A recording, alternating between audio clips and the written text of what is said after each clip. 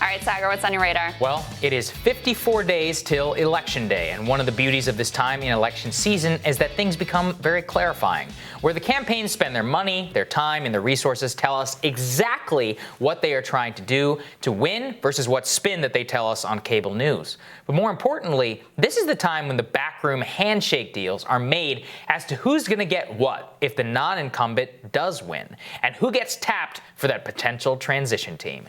And in the last 2 days, we've gotten a very clear picture of how the Biden campaign conceives of itself, who exactly they will empower and work on behalf of if they are elected to office. Let's start with the transition team, which is where the real power lies. For those who might not recall, Trump's administration was basically destroyed from day one of the transition, as RNC types and establishment people took over the process, staffed the White House and executive agencies with many of their cronies. So who are the people who will staff Biden's White House? Well, 7 out of the 8 people who are working full-time on the project worked in the Obama administration, according to Politico. And for every so-called left person, like the Roosevelt Institute's Felicia Wong, they are paired alongside people like Mayor Pete Buttigieg, who is actually on the list. Now, the co-chairs of the transition team are the New Mexico Governor Michelle Lujan Grisham and Jeff Zients, who is a former National Economic Council director for Barack Obama. Why does Zients' selection matter? Well, I found this Washington Post story about Zients with a headline that's basically a parody. Zients now works in private equity as the CEO of a company called Cranmere. That whole Washington Post story is about how the company is supposedly a different financial services company, even with a quote from former President Obama, who says of Zients, quote, "Jeff is not somebody who is likely either to be swayed by short-term trends or concerned about day-to-day gyrations in the stock price. More, he was concerned about day-to-day press clippings." Now, I can't really figure out what Cranmere does. According to the description on their website, from what I can gather, they are a private equity firm, but not one of those bad ones because they focus on long-term values, aka they're basically your average run-of-the-mill financial services corporation with a nice little Obama stamp of approval. Well, how loved is Zients by the business community? My favorite quote describing him is from Joshua Bolten, who was George W. Bush's chief of staff and currently the head of the Business Roundtable. The Business Roundtable is the de facto premier lobbying group for Fortune 500 companies in the United States. So in 2018, this is what Bolten had to say, quote, "Jeff is a staunch capitalist who is operating in an environment that was not consistently on the same page as he. In other words, according to the biggest lobbyist for corporations in all of Washington, Jeff Zients thought the Obama administration was too mean to Wall Street while he was working there." So you might say, well, Saagar, that's why the Biden transition team has a progressive person on the co-chair, in order to provide balance. Well, the problem with the Biden people is they just can't help but say the quiet part out loud as to who their real masters are. The Washington Post reports that the Biden campaign has been holding pep calls with financiers, most likely in a bid for fundraising, and the assurances they provided are stunning in their frankness. One investment banker who participated in such a call told the Washington Post, quote, "They basically said, listen, this is just an exercise to keep the Warren people happy. Don't read too much into it." The Post describes Biden as a person who gives all sides something to hold on to. And my favorite quote from the story is, Biden has suggested he would emulate big spending, Franklin D. Roosevelt type programs, but aides have also said he's deeply mindful of the deficit. I've said it here so many times, and I really mean it. When people tell you who they really are, believe them. When an investment banker tells you that the Biden campaign is lying about wanting to fundamentally reform the economy, take him at his word. He has a hell of a lot of money at stake. And as dumb as these people are in many, many respects, they did not make their money getting suckered by politicians. That's because they know exactly how to pick and choose them. Wall Street banks have openly said, while Joe Biden may do a few things that monkey around with the corporate tax code, that overall, they assess his presidency will be better off for markets than Trump's reelection. Why? Because Trump has done many things which have strayed from his original campaign promises, but he's still kept one. That is one they absolutely cannot stand: unpredictability.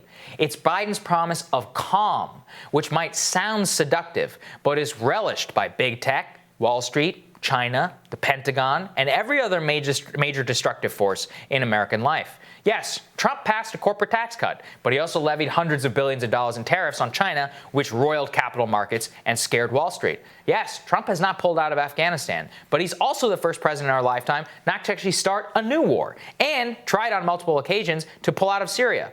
Yes, Trump has broken up big tech, but his Department of Justice is about to file antitrust charges against Google.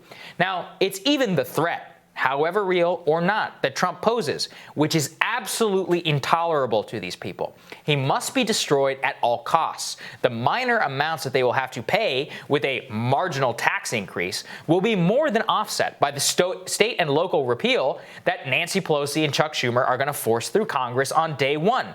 And the certainty that he provides to the elites of America is worth its weight in long-term gold. On the back of Joe Biden's calm, they can rebuild and they can regird the system that was architected by our current party apparatuses, while literally millions of Americans suffer. And the more they can rebuild that system, the less that they can continue to care about you and your family. And I think that one quote from that banker being like, this is just to keep the Warren people happy. It's amazing because it's not like it wasn't a scandal. They didn't have to apologize. They didn't have to send out a surrogate on cable television, right? I mean, this is a scandal. You're basically telling bankers, be like, yeah, we're lying to the public. And in private, we're like, you're good. Don't worry about it. Folks, I mean, it's brazen. It's absolutely brazen. And then first of all, how do I get a Washington Post write-up whenever I start my new private equity business? Which is incredible. So I read this long profile about this guy who's now the co-chair of the Biden transition team, who the head of the Business Roundtable, like I said, the biggest lobbying organization on behalf of all Fortune 500 companies, says that Jeff is a staunch capitalist who thought that the Obama administration was a little bit too much for him. And Obama is quoted in the article being like, Jeff is going to be a great investor and really believes in capital markets. I'm like, what the hell is going on here?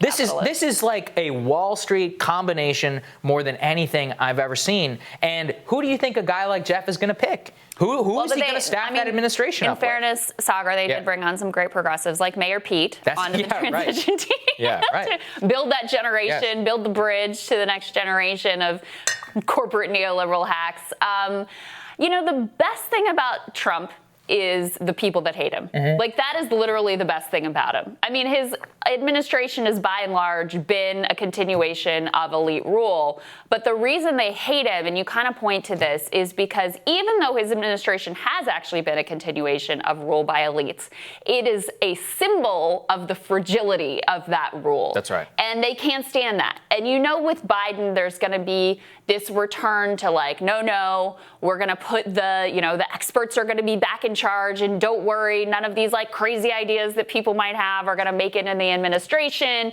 You Wall Streeters are going to get all your calls answered. Everything's going to go the way that you want to. And look, you see it in sign after sign after sign, right? Even in the Kamala Harris VP pick. This was the person that donors told Joe Biden they wanted, right? Wall Street donors, Silicon Valley donors, Hollywood donors, they were like, yes, Kamala. And they're like, great, then we're going to make it Kamala. Okay? Ted Kaufman, who is supposed to be one of the people, is a longtime Biden aide advisor. Head of the transition team. Transition team. He's supposed to be we had all these reports early on of because Ted Kaufman has the vice president's ear, progressives are going to really have their voices heard. And then he goes out and says, well, actually, by the time Biden gets there, the pantry is going to be bare. So we're probably not really going to be able to do much on the economic stimulus front. Well, and you heard the deficit quote that I pulled from that story. Right. Yeah, that's the guy that we're supposed to think is going to really push for that FDR type change. It's obvious, right? It's clear. And even if you put all of that aside, just look at Joe Biden's record. Anyone who's been here in this town for decades and decades and decades, they're not going to change. They're not going to really surprise you. And if they're not running on something that's big and bold, it's also not like they get into office and suddenly surprise you with guess what? We are going to do universal health care. That's just not what happens. It happens the other way, where things that they said on the trail, suddenly they don't talk about anymore. They don't end up actually happening, but you don't get more than what was promised. And Joe Biden, over the course of his very long career, he has always been on this deficit hawk thing. He his political formations during the Reagan era, he went along with the Republicans on a lot of this deficit cutting stuff. wanting to reform entitlements all the way up through the Obama administration, the grand bargain. So that is who he is. There is no doubt that that is the direction the administration is going to go in. And yeah, people on Wall Street are perfectly happy to hear it. And I love too that they have to get their little reassurances too, like stroking of their egos private to little make sure. conversation. And then they have the gall to just go out and say it. And this is in the Washington Post. It's right there. It's a direct quote. Not one word that you hear. By the way, yeah, all these so-called progressives, they didn't say anything whenever it came to this quote that ends up coming out, right? So I see your commitment to whatever you're saying is going to come out of a Biden administration. I see big tech. Oh, also, I forgot to mention 2 big tech lobbyists are also on the transition team for Apple and Facebook. So you got big tech, you got Hollywood on Kamala's team, you got Wall Street going all in on Joe Biden's campaign. Now the Pentagon machine is, has been helping Biden out with this nice little gift through the Atlantic story. The worst people, I said this before, the worst people on earth want Joe Biden to win the presidency. So it is true. All right. Coming up on Rising, friend of the show, Glenn Greenwald, is going to tell us about what is going on with WikiLeaks founder Julian Assange's extradition hearing. So far, that when Rising returns.